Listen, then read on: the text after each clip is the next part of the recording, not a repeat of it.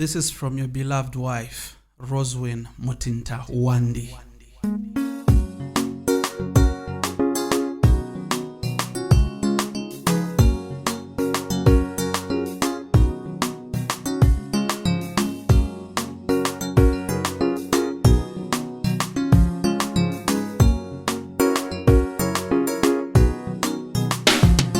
After 47 years yakukhala limwi muji watanduwe Wandi Wandi. I just want you to know you are still the one, and forever you will be muyandwa wangu. Growing old together twabona bayugulu tulumbaleza kubana mbagatupa. Mr. Wandi, my dear husband, ogalumbuga moyo lumbaleza gundi panduwe umuyandwa.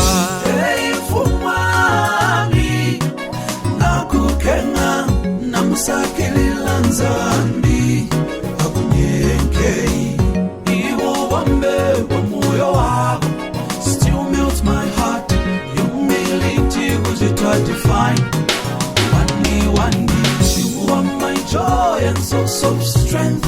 You stand by me always, sharing our happy and sad moments, day in and out. Milonga yombe hebusi, Wandi, akakamina keri to say I love you. Enduring both the highs and lows of our pilgrimage here on earth, uyendosu kalugomenago uselwaleza lulandiswe utugobelela utwihamo twelede winda mpaka sumu ili masuba manji ngeka kulubila pele buloshigoya kunditelela yakumbila mwani yakuleleke mbweleleka bamwi munganda Yesu lyonse moya usalala ukale.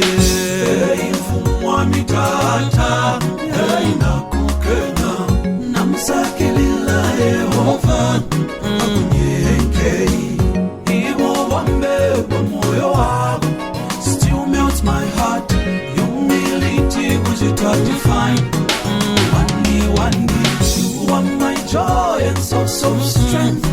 You stand by me always, sharing our happy and sad moments, day in and out. Milonga yombe hebusi, Wandi, akakamina keri to say I love you.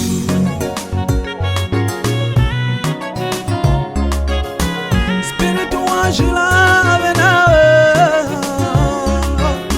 Spirit wajila atuhendi.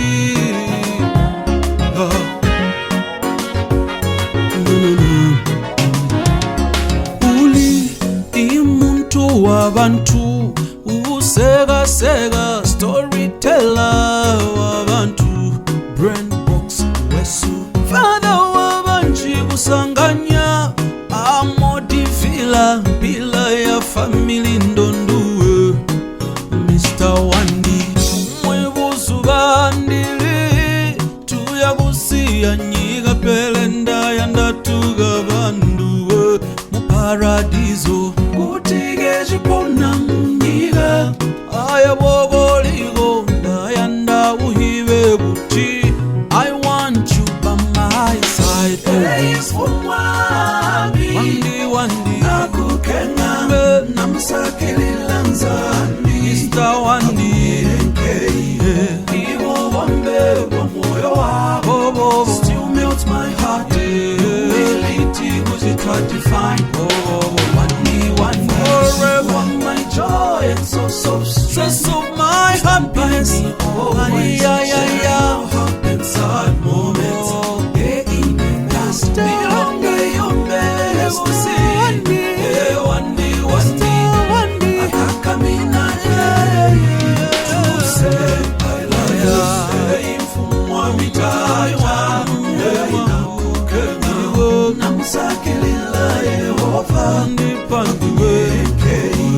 Iwo wambe wa moyo wangu, still melts my heart. Humility was it hard to find.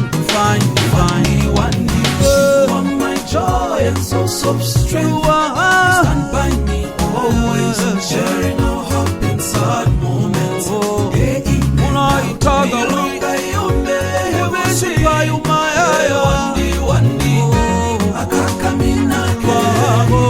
To say I love you.